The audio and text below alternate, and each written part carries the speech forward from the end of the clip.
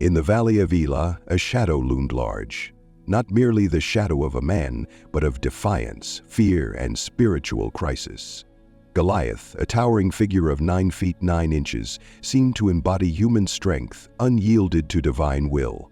His bronze armor, heavy as despair, and his spear, like a weaver's beam, were not merely tools of war, but instruments of mockery against Israel's God. For 40 days his voice, brimming with disdain, echoed through the hills, striking at the heart of Israel's faith. Yet this story does not belong to the giant who sought to impose terror, but to the shepherd boy who saw beyond it. With no shield but faith, no weapon but trust, David stood against the overwhelming, and in doing so, he revealed the truth as old as time. Battles are not won by might alone, but by the power of God working through the courageous. Number 1. Facing the giant, a lesson from David and Goliath. In the heart of the valley of Elah, under a scorching sun, the armies of Israel and the Philistines stood poised for battle. Between them, a figure emerged, a man so large that his very presence seemed to warp the world around him. Goliath of Gath, towering at an imposing height of 9 feet 9 inches, embodied raw physical dominance. His bronze helmet gleamed under the sunlight, and the scales of his armor, over 125 pounds of intricately woven metal, clinked with every step. He held a spear the size of a weaver's beam in his hands, its iron tip alone weighing 15 pounds. This was no ordinary soldier. Goliath was a walking symbol of intimidation, crafted to crush bodies and spirits. Herzing inclined his head to crash the terrain in front of them and peered at the map of the Goliath marched forward for 40 days, morning and evening, his voice thundering across the valley. "Why do you line up for battle?" he mocked, his sneer cutting deeper than his words. "Am I not a Philistine, and are you not the servants of Saul? Choose a man to come down to me. If he can kill me, we will be your servants. But if I prevail, you shall serve us." This was not merely a challenge of brute force. Goliath's taunts struck at the very heart of Israel's identity. His words questioned not just their military strength, but their faith in God. Each day his challenge hung unanswered. A wave of doubt spread through the camp like a shadow, darkening the hopes of Israel's warriors. Then came David, a shepherd, a boy, the youngest son of Jesse. He arrived not as a warrior, but as a courier, carrying provisions for his brothers. Yet when he heard Goliath's challenge, his heart burned with indignation. "Who is this uncircumcised Philistine," David asked, "that he should defy the armies of the living God?" It was a question born of clarity, not arrogance. David saw what the seasoned warriors of Israel could not. This battle was not about size, armor, or weaponry. It was about faith. Goliath's strength was a facade. True power lay not in bronze and iron, but in the unseen hand of God, who had delivered Israel before and would do so again. Rejecting the armor Saul offered him, David walked into the valley armed with nothing but a sling, 5 smooth stones, and a steadfast trust in God. The sight was almost laughable, a boy facing a giant with nothing more than the tools of a shepherd. Goliath roared with derision. "Am I a dog that you come to me with sticks?" he bellowed. But David was undeterred. "You come to me with a sword, spear, and javelin," David declared, his voice steady. "But I come to you in the name of the Lord of hosts, the God of the armies of Israel, whom you have defied. This day the Lord will deliver you into my hand, and I will strike you down, that all the earth may know there is a God in Israel." With a single stone, David let his sling fly. It was over in an instant. The stone struck Goliath's forehead, and the giant fell face first. What seemed impossible, a boy defeating a seasoned warrior, was revealed to be inevitable when faith stood firm against fear. The story of David and Goliath is often framed as a tale of underdogs triumphing over the odds. But to leave it there is to miss the deeper truth. This is not merely a story about courage or cleverness. It is about the reality of God's power in the face of human pride and fear. Goliath represented everything the world values: strength, dominance, and intimidation. David represented what the world overlooks: humility, faith, and the willingness to trust in something greater than oneself. As C.S. Lewis once wrote, "God whispers to us in our pleasures, speaks in our conscience, but shouts in our pains. It is his megaphone to rouse a deaf world." In the valley of Elah, God's voice rang loud and clear through the actions of a shepherd boy. The victory belonged not to David, but to the God who empowered him, reminding Israel and us that true strength comes not from within, but from above. This story is not just history, it is a mirror of our lives. We all face giants, overwhelming challenges that mock our faith and make us question who we are. They may not carry swords or spears, but their taunts are no less real. The lesson of David and Goliath is that these giants, no matter how formidable they seem, are no match for the God who stands with us. The question, then, is not whether the giant can be defeated. The question is whether we will trust the God who has already secured the victory. Number 2. Goliath's psychological warfare. For 40 days, the valley echoed with the bellowing voice of Goliath, a colossus whose stature alone paralyzed the hearts of Israel's finest. Morning and evening, his words thundered through the encampment, not as mere provocations, but as calculated assaults on the spirit. "Choose a man to come down to me," he roared, his challenge ricocheting off the hills and embedding itself in the minds of the Israelites like an arrow. The spectacle of Goliath was no accident. Each step he took into the valley was laden with intent. He bore a shield of bronze and an aura of invincibility. His taunts struck deeper than any weapon, undermining morale with every repetition. The Israelites, warriors in name, became spectators in practice, frozen not by his size, but by the doubts he sowed. The psychological warfare was devastating. Goliath's words carried an almost serpentine power, whispering a question that festered in the hearts of even the bravest. Has the Lord abandoned us? Leaders who had stood firm in the face of swords now found themselves retreating under the weight of a voice. Fear is not merely the absence of courage, but the distortion of truth. In their terror, the Israelites had forgotten the promises of their God, replacing faith with fear and truth with the shadow of despair. Though this confrontation was more than a clash of armies, it was a crisis of belief. Goliath's challenge was not merely their strength, but their identity as God's chosen people. Each passing day without a response made the silence deafening, a testament to their faltering trust. Once a place for physical combat, the battlefield had become a theater of the mind, where the enemy wielded intimidation as his weapon. Then came David, a shepherd boy with no armor to weigh him down and no fear to cloud his vision. Where others saw a giant, David saw a mortal man defying the living God. His perspective was unshaken by the spectacle of Goliath, for his eyes were fixed not on the threat, but on the one who reigns above all threats. "Who is this uncircumcised Philistine," David asked, "that he should defy the armies of the living God?" David's words cut through the paralyzing fog of fear, reminding the Israelites of their forgotten truth. The God who had delivered them from Egypt, parted the Red Sea, and brought down the walls of Jericho had not changed. David knew faith was not a relic of the past, but a present reality, waiting to be grasped anew.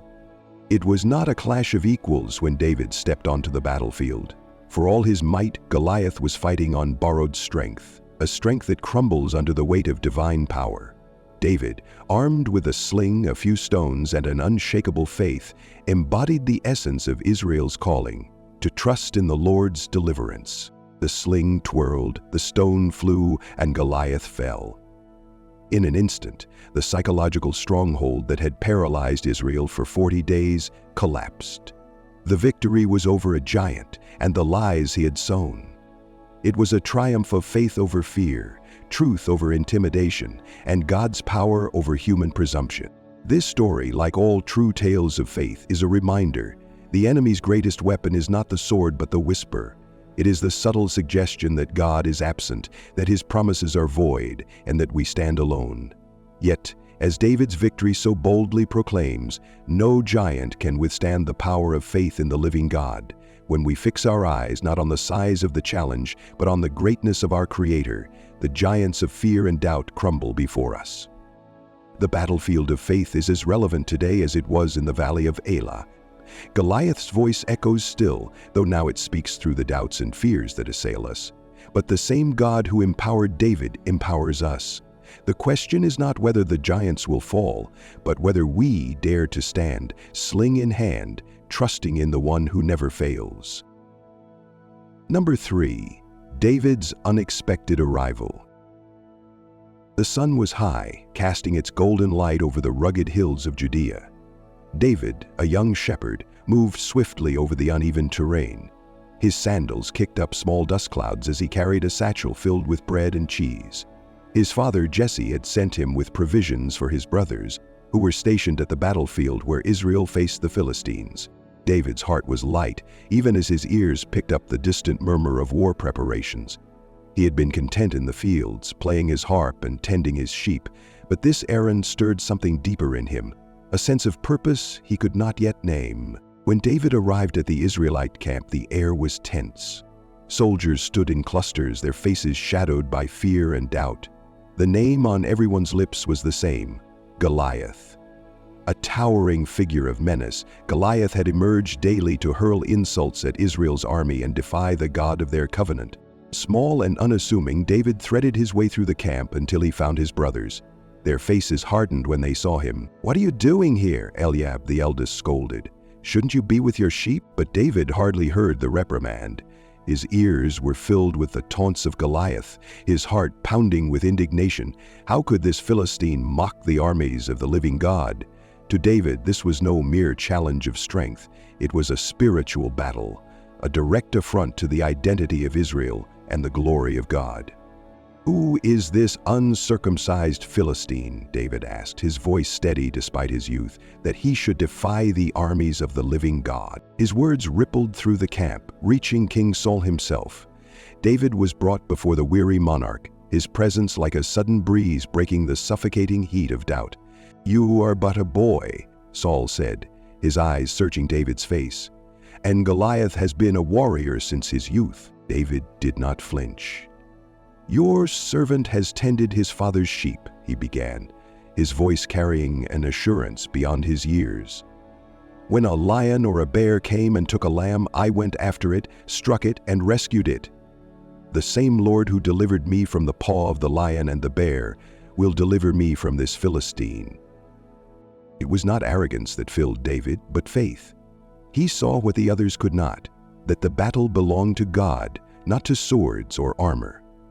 Saul, struck by the boy's conviction, reluctantly agreed. David stepped onto the battlefield, armed not with a soldier's weapons but with his shepherd's tools, a sling and 5 smooth stones from the nearby stream. Goliath's laughter echoed like thunder as David approached, his massive spear glinting in the sunlight. "Am I a dog that you come at me with sticks?" Goliath roared, his voice a mockery of David's size. But David's response was resolute. "You come against me with sword, spear, and javelin, but I come against you in the name of the Lord Almighty, the God of the armies of Israel, whom you have defied.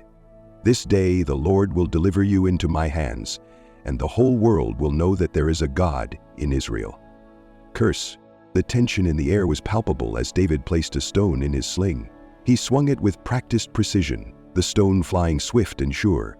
It struck Goliath's forehead, and the giant crumpled like a felled tree. Silence fell over the battlefield. Stunned by their champion's sudden defeat, the Philistine army turned and fled.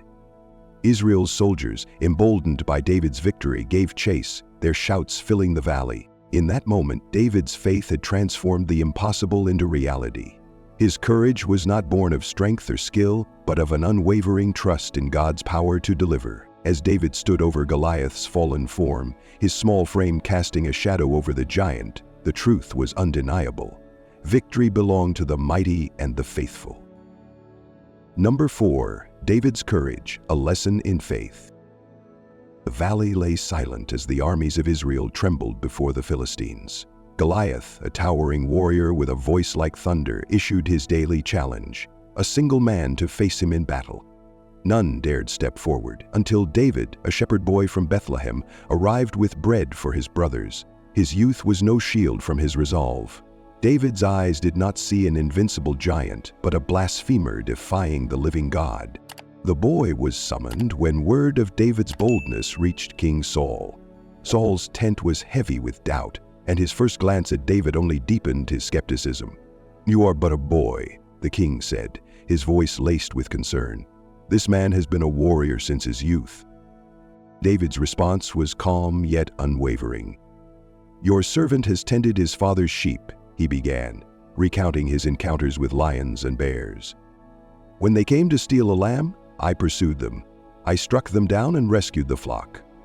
The Lord who delivered me from the paw of the lion and the bear will deliver me from this Philistine."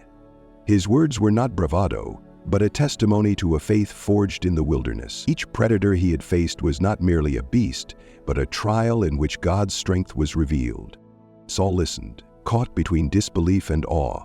The boy's conviction seemed to fill the tent. Perhaps desperation swayed the king, or maybe David's unshakable trust in God. Reluctantly, Saul agreed, offering his armor as protection. The helmet was heavy, the sword unfamiliar. David struggled under their weight, shaking his head. "I cannot go in these," he said. "I am not used to them." Instead, David chose simplicity. He picked up his shepherd's staff, his sling, and selected 5 smooth stones from a nearby brook. Each stone felt familiar, like an extension of himself. It was a choice that spoke of humility and trust. He would face Goliath not with the tools of men, but with the weapon of a shepherd, wielded by the hand of one who relied entirely on God. The battlefield was a theater of contrasts. Goliath, clad in bronze and arrogance, laughed when he saw his opponent. "Am I a dog that you come at me with sticks?" he jeered. But David was unmoved. He stepped forward, his voice clear and resolute. "You come to me with a sword, a spear, and a javelin," he declared. "But I come to you in the name of the Lord Almighty, the God of the armies of Israel, whom you have defied. Today the Lord will deliver you into my hands, and all the world will know that there is a God in Israel." With a practiced motion, David placed a stone in his sling and let it fly. The air seemed to hold its breath as the stone struck Goliath's forehead. The giant stumbled, then fell with a resounding crash. Silence gripped the valley as disbelief turned to realization. The shepherd boy had prevailed. He ran to Goliath, drew the giant's sword, and ended the battle with a single stroke. This victory was not merely David's, it was a testament to God's power working through those who trust him. David's triumph reminds us that faith can overcome fear, that the tools God gives us, however humble, are sufficient when wielded with courage and conviction. In David's story, we see the echoes of a greater truth. God often chooses the weak to confound the strong, the overlooked to accomplish the extraordinary. The boy who faced the giant would one day become a king, not because of his strength, but because of his heart, a heart that trusted in God above all else. Number 5. The climactic battle. The valley stood still, its air thick with tension as 2 opposing forces faced each other across the expanse. Trembling and unsure, the Israelites gazed upon the Philistine army, who confidently jeered. At their forefront stood Goliath, a colossus of a man, armored in bronze and wielding weapons as heavy as despair itself. His voice bellowed over the crowd, mocking not just Israel but the God they claimed to serve. And then came David. The boy looked impossibly small as he stepped forward, his figure illuminated by the fading sun. Armed with nothing but a sling, a pouch of stones, and the unshakable conviction of faith, he seemed an unlikely contender. His brothers and the soldiers tried to dissuade him, their voices thick with fear. "You are but a boy," they said, "and he a man of war." But David's reply was steady and calm. "The Lord who delivered me from the paw of the lion and the bear will deliver me from this Philistine." Goliath's laughter was a roar that echoed across the valley, mocking the absurdity of this challenge. "Am I a dog," he sneered, "that you come at me with sticks?" His disdain only seemed to sharpen David's resolve. The young shepherd moved forward, his steps deliberate and unwavering. Each movement was a silent prayer, a declaration that the battle belonged not to him, but to God. As Goliath lumbered closer, David reached into his pouch and drew a single stone. It was unremarkable in appearance, yet chosen with care. With a flick of his wrist, the sling spun in a blur, its hume rising above the jeers of the Philistines. In an instant, the stone flew through the air, swift and accurate, and struck Goliath squarely in the forehead.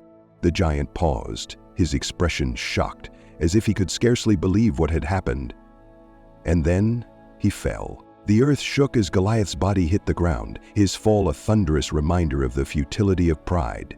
The Philistine army, once so sure of their champion's invincibility, recoiled in horror. David ran to the fallen warrior, drawing Goliath's massive sword and severing his head with a decisive blow. The sight of the shepherd boys standing over the defeated giant sent ripples of panic through the Philistine ranks. Their cries of disbelief turned into shouts of terror as they fled. Behind them, the Israelites surged forward, emboldened by the miraculous victory. What had been a day of fear transformed into triumph as they pursued their enemies and routed them completely. The valley was quiet again in the aftermath, but its silence now spoke of glory rather than dread. David stood, his hands still stained with the giant's blood, his heart lifted in praise, for he knew that this victory was not his alone. It was a testament to the power of faith, a reminder that God chooses the unlikely to accomplish the impossible. In that moment, the shepherd boy became something more. He became a symbol, not of brute strength or military might, but of trust in a God who sees beyond appearances. For while men look at outward forms, God looks at the heart. The story of David and Goliath would be told and retold for generations, not merely as a tale of triumph, but as a lesson that courage rooted in faith can bring down the mightiest of giants. It is not the weapon, but the wielder's trust in God that determines the battle's outcome. And so the valley where fear had once reigned became a monument to hope. David's small and seemingly insignificant stone had changed the course of history. It was a reminder that the most significant victories often come from the humblest of hands, guided by a strength more important than their own. Number 6. A spiritual and national triumph. The story of David and Goliath is a timeless testament to the supremacy of faith over physical strength, and a moment of profound spiritual significance for the people of Israel. In this account, the nation stood paralyzed by fear as the Philistine giant mocked their God, taunting their armies for 40 days. Yet in the face of overwhelming odds, a shepherd boy wielded not a sword but a sling, and the unshakable conviction that no human might could stand against the power of the Almighty. David's victory over Goliath was a personal triumph and a turning point for Israel as a nation. For weeks, the armies of Israel cowered in the shadow of the giant, their morale shattered and their faith wavering. The presence of Goliath symbolized more than a physical threat. It embodied the doubt and despair that had crept into their hearts. David's arrival on the battlefield brought with it a fierce confidence rooted not in his abilities but in his faith. "The Lord who rescued me from the paw of the lion and the paw of the bear will rescue me from the hand of this Philistine," he proclaimed boldly, 1 Samuel 17:37. His words pierced through the paralysis that had gripped Israel, awakening the hope that God's power was still with them. The confrontation is etched into history as a vivid demonstration of the triumph of spirit over strength. Clad in his shepherd's garments and armed only with 5 smooth stones, David marched toward the towering figure of Goliath. To the human eye, the battle was absurd, a mismatch of epic proportions. Yet David's declaration reverberated across the valley. "You come against me with sword and spear and javelin, but I come against you in the name of the Lord Almighty." With a single stone, he felled the giant, a moment that sent shock waves through both armies. The Philistines' confidence crumbled and the Israelites surged forward in victory, their courage renewed by the power of faith. This victory carried profound spiritual implications. It reminded Israel that their strength did not lie in numbers or weapons, but in their covenant with God. The defeat of the Philistines was a vivid declaration that God's might surpasses all human power. Goliath, the embodiment of worldly arrogance and brute force, fell not to a seasoned warrior, but to the wavering faith of a young shepherd. This contrast reinforced the biblical truth that the battle is the Lord's. Quote, Samuel 7 from the Bible. Beyond the battlefield, David's triumph sparked a national revival of faith and courage. It reaffirmed Israel's identity as a people chosen and sustained by God. In a moment when despair loomed large, this young man's trust in God rekindled the collective spirit of his people. David's victory echoed far beyond the immediate military outcome. It was a spiritual beacon, reminding future generations that God works through the humble and faithful to accomplish His purposes. The story of David and Goliath remains profoundly relevant today. It speaks to our struggles, the giants that loom large in our lives, and the doubts that threaten to overwhelm us. Like Israel, we may feel powerless in the face of insurmountable challenges. Yet the account of David reminds us that faith is the greatest weapon, a force that transcends human limitation. It urges us to look beyond our strength and trust in the one who empowers the weak and brings victory through the unlikeliest means. Ultimately, the victory over Goliath was more than a military triumph. It was a spiritual renewal, a pivotal moment in Israel's history that showcased the unassailable power of God and the transformative impact of faith. It is a story that inspires, challenging us to trust in the divine, even when the odds seem impossible. In David's sling, we see the promise that God's power is made perfect in weakness, a promise that resonates through the ages and invites us to walk boldly in faith. Number 7. The Nephilim Connection. In the pages of Genesis, a mysterious and provocative narrative unfolds. Among these, the mention of the Nephilim in Genesis 6:04 stands as one of the most enigmatic passages in Scripture. The Nephilim were on the earth in those days, and also afterward, when the sons of God went to the daughters of men and had children by them. They were the heroes of old, men of renown. Who were these beings? What role did they play in the spiritual drama of human history? The story begins with the phrase, "sons of God marrying the daughters of men," producing offspring described as Nephilim beings of great strength, immense stature, and symbolic defiance. Many scholars speculate that sons of God refers to fallen angels who crossed divine boundaries to corrupt humanity. If true, the Nephilim represent physical power and a more profound spiritual rebellion, embodying the chaos unleashed when creation defies the Creator's order. The Nephilim were not incidental to the biblical narrative. They were markers of defiance and symbols of unchecked corruption. Their presence contributed to the deepening wickedness that provoked God to send the flood, a cataclysm meant to cleanse the earth of such pervasive evil. Yet, even after the flood, whispers of the Nephilim persist. How could they reappear if the deluge was meant to eradicate such corruption? The answer lies in the mysteries of lineage. Some suggest the Nephilim survived through Noah's bloodline. Genesis 6:9 describes Noah as blameless in his generation, yet this could refer to his righteousness, not necessarily the purity of his lineage. Others argue that the Nephilim's reappearance stemmed from a renewed incursion of fallen beings into human affairs.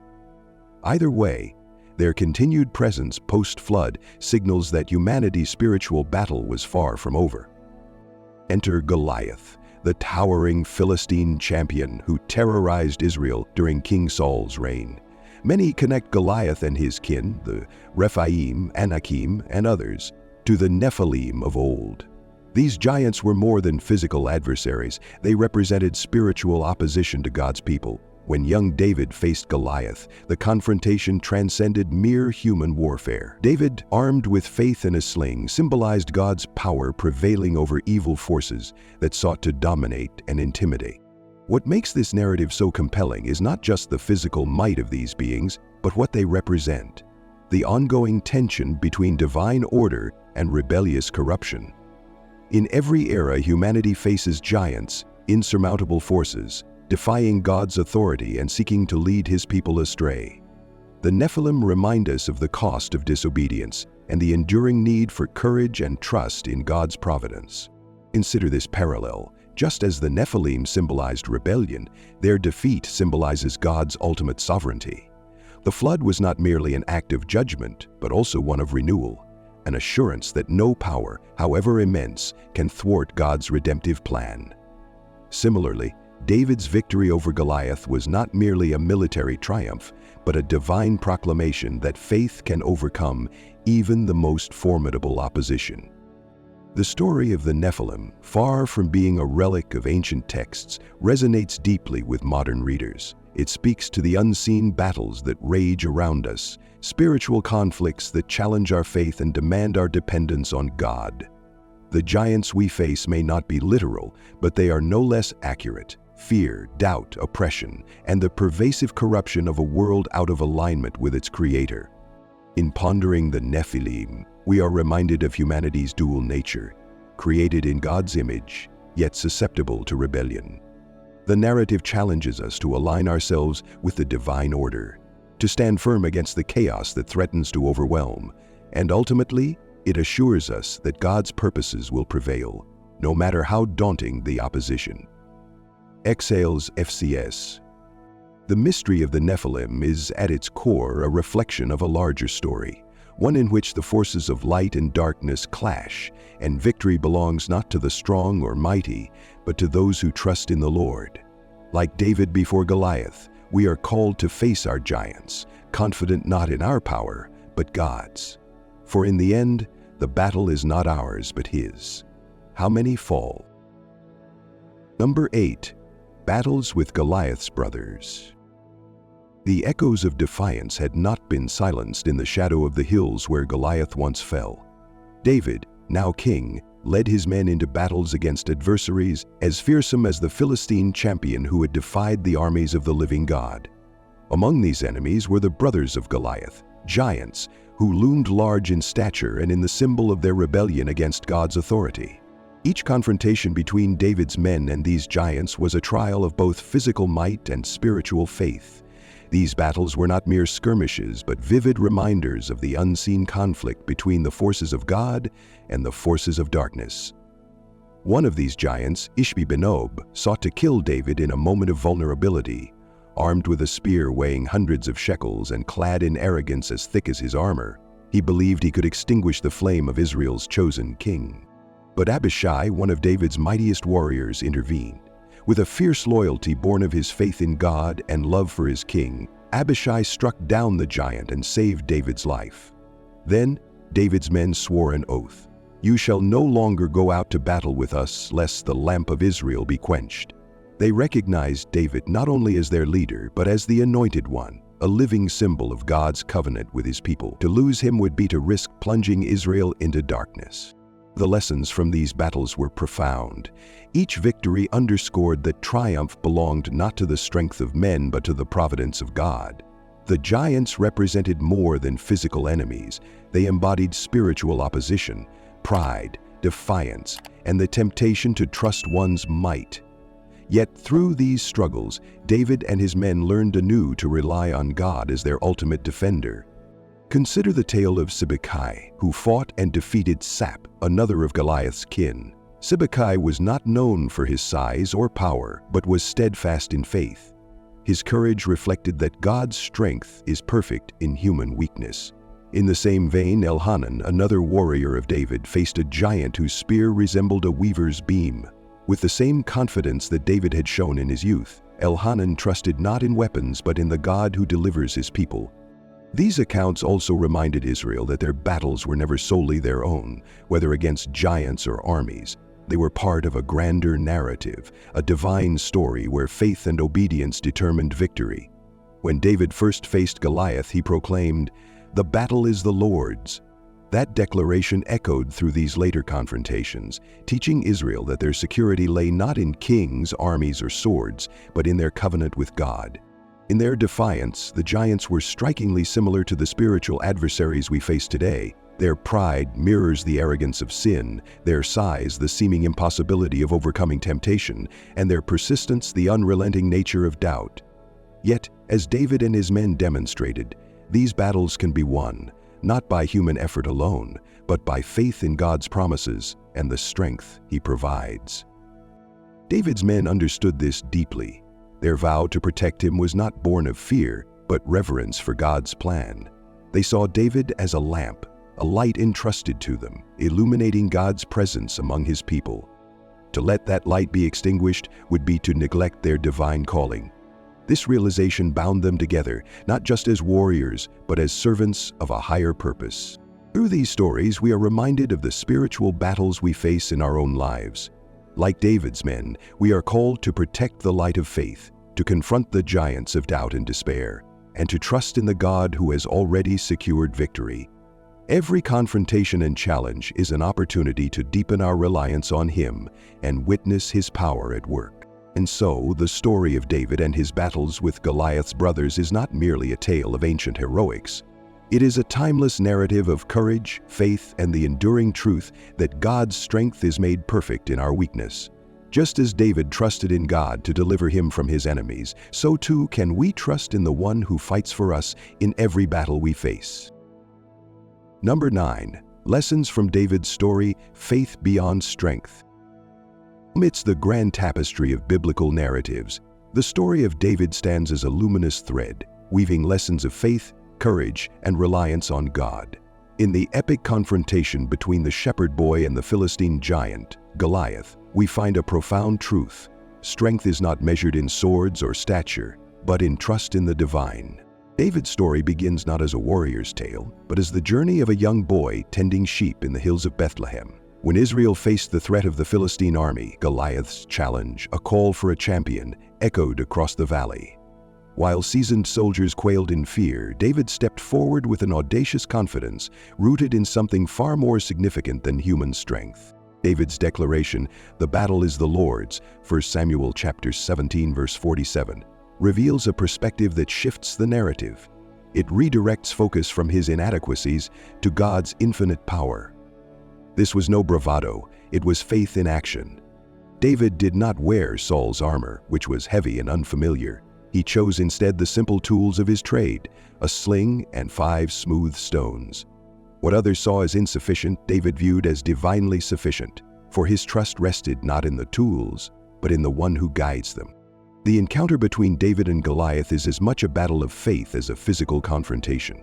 Goliath's towering frame and spear symbolized human power and arrogance, while David, small and unarmed by worldly standards, embodied reliance on God. His faith was not passive, it propelled him forward. As the giant mocked and threatened, David ran to meet him, declaring with unwavering conviction, "You come to me with a sword, with a spear, and with a javelin, but I come to you in the name of the Lord of hosts." 1 Samuel chapter 17 verse 45. This boldness is not recklessness, but an assurance born of past victories. David recounted to Saul how he had struck down lions and bears that threatened his flock, attributing those triumphs to God's deliverance. His memory of God's faithfulness fueled his courage for the present challenge. The lesson here is clear. Faith grows when we remember how God has acted in our lives. David's victory was swift and decisive. A single stone, guided by his faith and skill, struck Goliath and felled him. In that moment, the disparity between human strength and divine power became starkly evident. The battle was won not by force, but by faith, and the triumph belonged to the Lord. Exodus chapter 5 verse 9. This story calls us to examine our challenges and fears. How often do we, like the soldiers of Israel, stand paralyzed by the size of the giants in our lives? Whether it is an overwhelming task, a daunting circumstance, or an inner struggle, we can learn from David's example to approach it not with fear, but with faith. His words, "The battle is the Lord's," invite us to relinquish control and trust in God's guidance, even when solutions seem unconventional or impossible. David's story is not just an account of a historical victory, but a timeless illustration of what it means to live in faith. It reminds us that God often chooses the unlikely and equips them in extraordinary ways. It challenges us to step forward when others hold back, trust God when circumstances seem insurmountable, and face our fears confidently in His power. As we reflect on this narrative, we are reminded that God's strength is made perfect in our weakness, 2 Corinthians 12:9. Like David, we are called to confront life's challenges with faith that surpasses human understanding. The weapons of this world may fail, but God's power never will. So, the next time you stand before a giant, remember David. Remember that it is not the size of the adversary, but the strength of your faith that determines the outcome. Stand firm, declare, "The battle is the Lord's," and watch God transform the impossible into a testimony of His greatness. Number 10. Facing giants, faith's answer to life's challenges. There was a time, long before the modern rush and noise, when giants roamed, not just in the pages of myth, but in the lives of real men and women. In those days, the Israelites faced an enemy that towered over them both in stature and spirit, a giant named Goliath. Yet this ancient story speaks to us today with startling clarity. Who among us has not faced a giant of our own? Giants come in many forms. They may not carry a spear or don armor, but their presence is no less imposing. Fear, doubt, failure, loneliness, and the uncertainties of life stand before us, taunting, as if to say, "You cannot overcome me." These giants, much like Goliath, mock our faith, testing whether we truly believe the promises of God or if we too will tremble and retreat. Enter David, a young shepherd, seemingly insignificant, armed only with a sling, 5 stones, and unshakable faith. His story is not merely a tale of heroism, but a vivid picture of trust in God's power. David did not rely on his strength, for he had none to match Goliath. He relied solely on the God who had delivered him from lions and bears. "The Lord who rescued me from the paw of the lion and the paw of the bear will rescue me from the hand of this Philistine," he declared boldly. And so the battle was over before it began. Not because David was stronger, but because he understood a truth we often forget. The fight is not ours. "The battle is the Lord's," David proclaimed, and with one well-placed stone, the giant fell. What does this mean for us today? Goliath may have fallen, but the giants in our lives persist. They whisper doubts into our minds, magnify our fears, and make our challenges appear insurmountable. But the tools to overcome them remain the same: faith, prayer, and trust in God's promises. Faith is not a passive sentiment, but an active stance. It is choosing to believe in God's sovereignty when all evidence suggests otherwise. Prayer is not merely a cry for help, but a declaration of dependence on the one who holds everything together. Trust is the firm belief that, even when we cannot see the outcome, God's plan is for our good and His glory. Consider the challenges of our modern age: the fears of failure in a competitive world, the doubts fueled by a relentless stream of misinformation, the struggle to find purpose in a society obsessed with success. These are the giants of today. They loom large, yet their defeat is as inevitable as Goliath's. Why? Because the power that brought down Goliath is the same power available to us. It is not ours to muster, but God's to provide. When we stand, like David, armed with the conviction that God is with us, we discover something extraordinary. Giants may taunt us, but they cannot define us. They may loom, but they cannot last. And when they fall, as they inevitably will, the world takes notice, not of us, but of the God who delivers. The story of David and Goliath concludes with a triumphant truth: victory is inevitable, not because we are strong, but because God is. This truth inspires us to face life's adversities with courage, knowing that our strength lies not in what we can do, but in whom we trust. Then, like David, let us take up our stones, faith, prayer, and trust, and confront the giants before us. The battle is not ours to win, but ours to enter, with the assurance that God fights for us. And when the giants fall, may we proclaim, as David did, that there is a God in our lives who ensures victory for those who trust Him. And so the story of David and Goliath leaves us with a resounding truth: that the battles we face, be they towering giants or the whispers of fear within, are never won by human might alone. It is in the quiet confidence of faith, in the assurance that the battle belongs to God, that true victory is found. David's triumph was not merely a clash of stone and sword, but a profound revelation that strength lies not in stature, but in the Spirit of the Almighty. Today, our giants may take different forms: fear, doubt, or overwhelming challenges. Yet the same promise holds: God's power is made perfect in our weakness. So let us face each day with courage, knowing we are never alone in the fight. Thank you for joining me on this journey of discovery. If this story inspired you, subscribe to our channel and stay with us as we uncover more wonders of faith, history, and life. Let us walk together in hope, as David did, trusting the one who makes the impossible possible.